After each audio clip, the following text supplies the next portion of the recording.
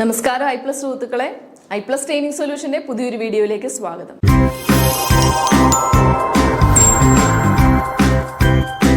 ഇന്നത്തെ ക്ലാസ്സിൽ നമ്മൾ ഡിസ്കസ് ചെയ്യാൻ പോകുന്നത് പത്മ അവാർഡ്സ് 2025 ആണ്. കറണ്ട് അഫയേഴ്സുമായി ബന്ധപ്പെട്ട ഒരു ക്ലാസ് തന്നെയാണിത്. പത്മ അവാർഡ്സ് 2025 എല്ലാ വർഷവും റിപ്പബ്ലിക് ഡേയോടനുബന്ധിച്ച് അനൗൺസ് ചെയ്യുന്ന അവാർഡാണ് പത്മ അവാർഡ്.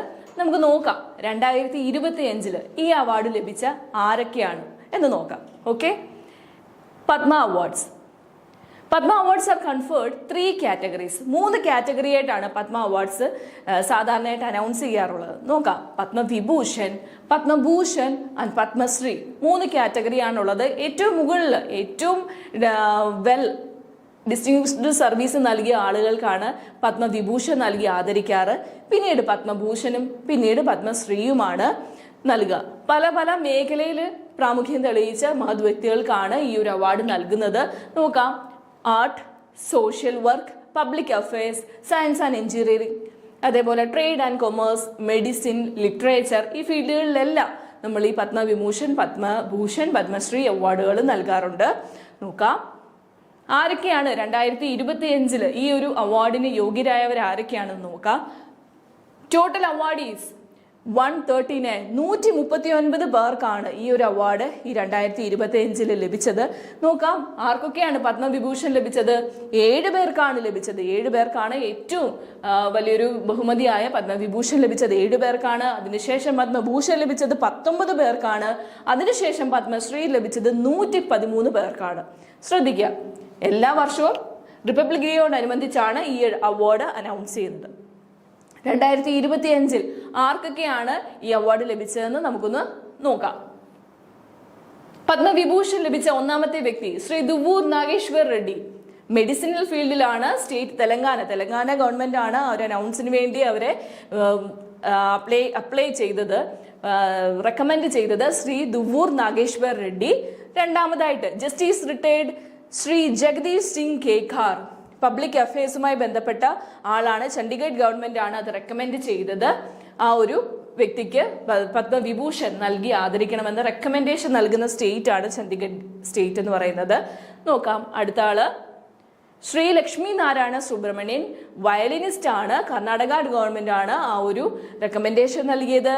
നാലാമതായി ശ്രീ കുമുദിനി രജനീകാന്ത് ലഖിയ. കഥക് ഡാൻസർ ആണ്. ആർട്ട് ഫീൽഡിലാണ് അദ്ദേഹത്തിന് ലഭിച്ചത്.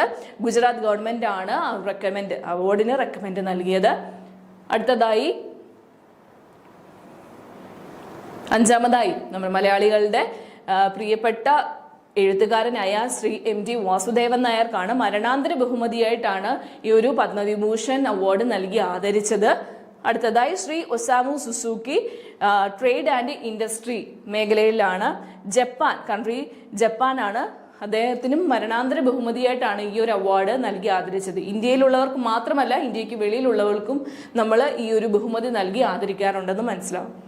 ഓക്കെ, അടുത്തതായി ഏഴാമതായി ശ്രീമതി ശാരദ സിൻഹയാണ്. സിംഗറാണ്. മരണാന്തര ബഹുമതിയായാണ് ഈ ഒരു ബഹുമതി ലഭിച്ചത്.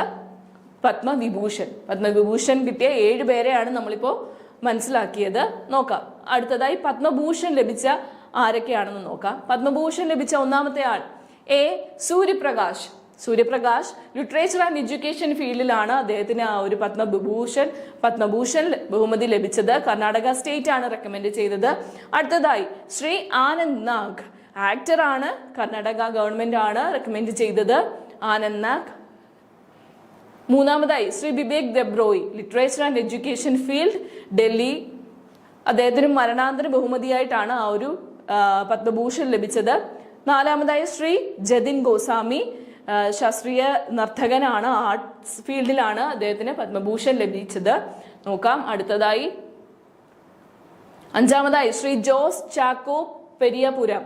മലയാളിയാണ്. കേരള ആണ് നമ്മൾ റെക്കമെൻഡ് ചെയ്ത്. മെഡിസിനൽ ഫീൽഡിലെ ഒരു കോൺട്രിബ്യൂഷൻ ആണ് നമ്മളുടെ രാജ്യം അദ്ദേഹത്തിന് പത്മഭൂഷൺ നൽകി ആദരിച്ചത്. മലയാളിയാണ്, ശ്രദ്ധിക്കുക.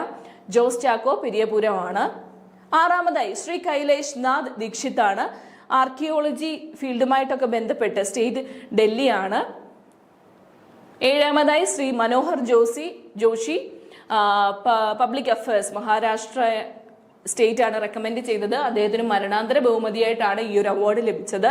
Shri Nalli Kuppuswamy Chetty trade and industrial field ആയിരുന്നു, തമിഴ്നാടാണ് റെക്കമെൻഡ് ചെയ്തത്. അദ്ദേഹത്തിനാണ് 8ാമതായി പത്മഭൂഷൺ അവാർഡ് ലഭിച്ച വ്യക്തി.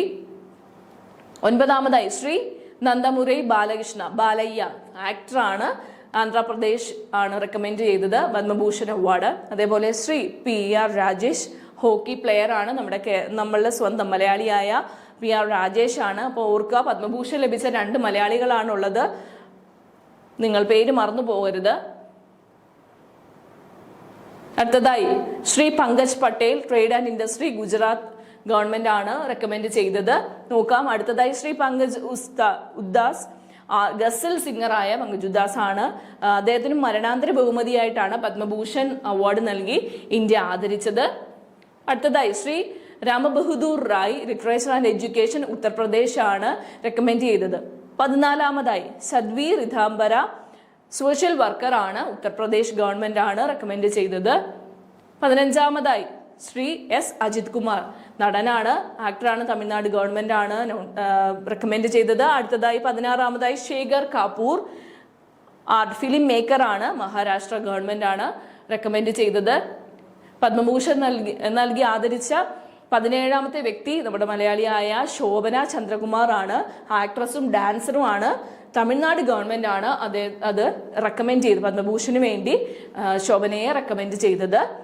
നോക്കാം. 18ാമതായി ശ്രീ സുശീൽ കുമാർ മോഡിയാണ്, പബ്ലിക് അഫയേഴ്സുമായി ബന്ധപ്പെട്ടാണ്, ബീഹാർ ഗവൺമെന്റ് ആണ് റെക്കമെൻഡ് ചെയ്തത്. നോട്ട് ചെയ്ത് വെക്കുക. ഇത്രയുമാണ് പത്മഭൂഷൺ ലഭിച്ച ആളുകളുള്ളത്. അടുത്തതായി Vinod Dham science and engineering മേഖലയിൽ പ്രമുഖ്യം തെളിയിച്ച വ്യക്തിയാണ്, USA സ്റ്റേറ്റിൽ ഒരു കിട്ടിയത്. അതേപോലെ പത്മശ്രീ ലഭിച്ച, നമുക്കറിയാം പത്മശ്രീ ലഭിച്ചത് 113 പേരാണുള്ളതെന്നാണ് നമ്മൾ പറഞ്ഞത്. കേരളത്തിൽ നിന്ന് ലഭിച്ച പത്മശ്രീ ലഭിച്ച വ്യക്തികളെ നമ്മൾ പ്രത്യേകമായി നോട്ട് ചെയ്ത് വെക്കുക. 1ാമതായി വിജയനാണ്, ഇനിവള്ളിപ്പിൽ മണി വിജയനാണ്, സ്പോർട്സ് മേഖലയിലെ ഒരു പ്രാമുഖ്യം തെളിയിച്ച വ്യക്തിയാണ്. കോൺട്രിബ്യൂഷൻ നടത്തിയതിനാണ് പത്മശ്രീ അവാർഡ് നൽകി ഇന്ത്യ ആദരിച്ചത്. അതേപോലെ ശ്രീമതി K ഓമനക്കുട്ടി അമ്മ ആർട്ട് ഫീൽഡ് കലാകാരിയായിരുന്നു, ഗായികയാണ്, അവർക്കും പത്മശ്രീ അവാർഡ് നൽകി 2025 ഇന്ത്യ ആദരിച്ചു. ഈ ഒരു പത്മ അവാർഡ്സ് നിങ്ങൾക്ക് എല്ലാവർക്കും മനസ്സിലായി എന്ന് വിശ്വസിക്കുന്നു. നോട്ട് എഴുതി വെക്കുക. പ്രത്യേകിച്ച് മലയാളികൾക്ക് ലഭിച്ചത് ഏത് ഫീൽഡിലാണ് ലഭിച്ചത് എന്നുള്ള കാര്യങ്ങൾ നിങ്ങൾ പ്രത്യേകം ഓർത്ത് വെക്കുക. കാരണം നമ്മുടെ സെറ്റ് എന്ന് പറയുന്ന എക്സാം കേരളത്തിലെ കുട്ടികൾ എഴുതുന്ന ഒരു എക്സാമാണ്. അപ്പോൾ ആ ഒരു കാര്യങ്ങൾ പ്രത്യേകം ശ്രദ്ധിച്ചു വെക്കുക, ഓർമ്മയിലിരിക്കട്ടെ എന്ന് ആശംസിക്കുന്നു. അപ്പോൾ ശരി.